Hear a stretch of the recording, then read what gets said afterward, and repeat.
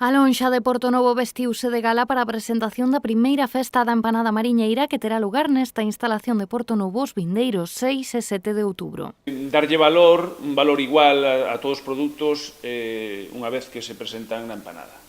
Penso que é un produto que é moi representativo da nosa zona, todos os nosos produtos do mar teñen a opción sempre na empanada, e pensamos por aí que podía ser unha opción acertada.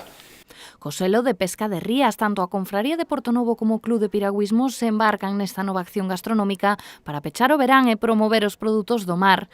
Xoubas, polvo, raia, volandeira, sanguía ou percebe son tan só unha parte dos produtos que se poderán degustar dentro destas empanadas tan ricas e tan galegas.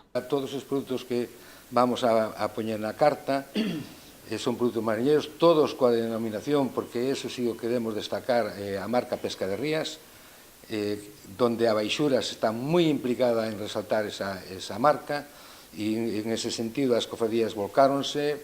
Eu entendo que a cuarta, que sea a primeira festa da empanada mariñeira, esta vai ser a primeira, ten moito futuro, vai ter moito recorrido, si todas as cofradías colaboran como fixeron nesta ocasión, porque non é máis que destacar aqueles produtos que eles teñen estrella.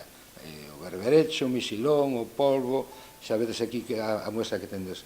Por eso creemos que vai ter moito recorrido e vai ter moito éxito.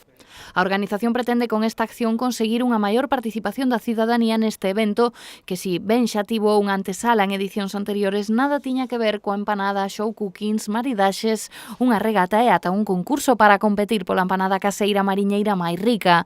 Así que, xa saben, a primeira fin de semana de outubro teñen unha cita en Portonovo.